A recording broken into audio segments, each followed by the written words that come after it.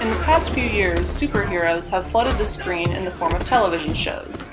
DC Comics started the trend with Arrow in 2012, then The Flash in 2014, followed by Supergirl in 2015, Legends of Tomorrow in 2016, and the upcoming Black Lightning for 2018. Marvel quickly got in on the action, launching Daredevil and Jessica Jones in 2015, followed by Luke Cage in 2016, and The Punisher, The Defenders, and Iron Fist in 2017.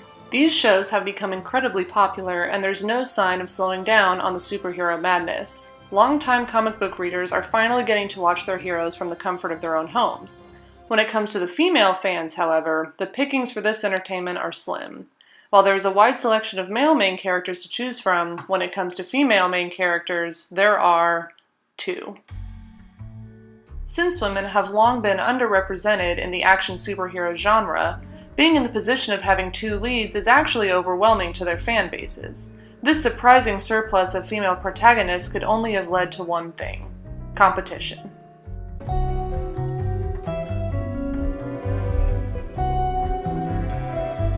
This conversation isn't necessarily bad. After all, Jessica Jones and Supergirl are extremely different viewing experiences.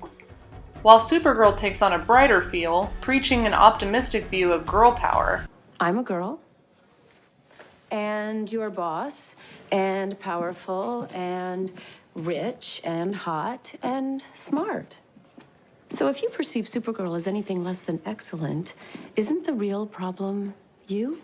Jessica Jones takes a different stance, clearly showing that women can do anything that men can, but they don't have to be happy about it, or even likable. If you grab me like that again, I'll punch you so hard you see. But perhaps most importantly, Jessica Jones uses its platform to address serious issues affecting women today, mostly domestic and sexual abuse. We used to do a lot more than just touch hands. Yeah. It's called rape. While both shows are contemporary in their views, each one shows a much different view of womanhood. And this isn't a bad thing. However, there is another factor that people tend to forget when it comes to these big differences: viewing platforms. Since the premiere of House of Cards in 2013, Netflix has been building their empire not only to include media distribution, but also production.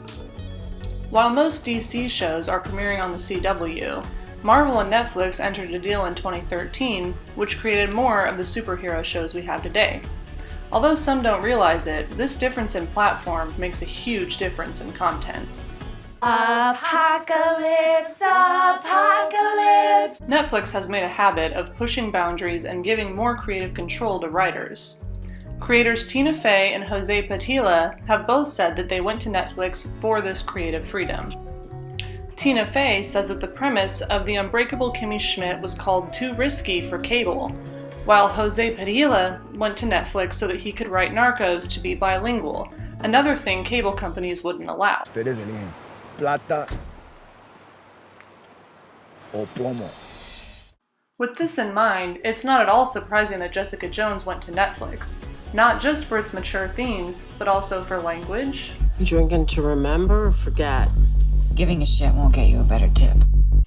nudity, and other generally non-kid-friendly moments. Although these are two very different shows, most of their critics can agree on one thing: we need both of them.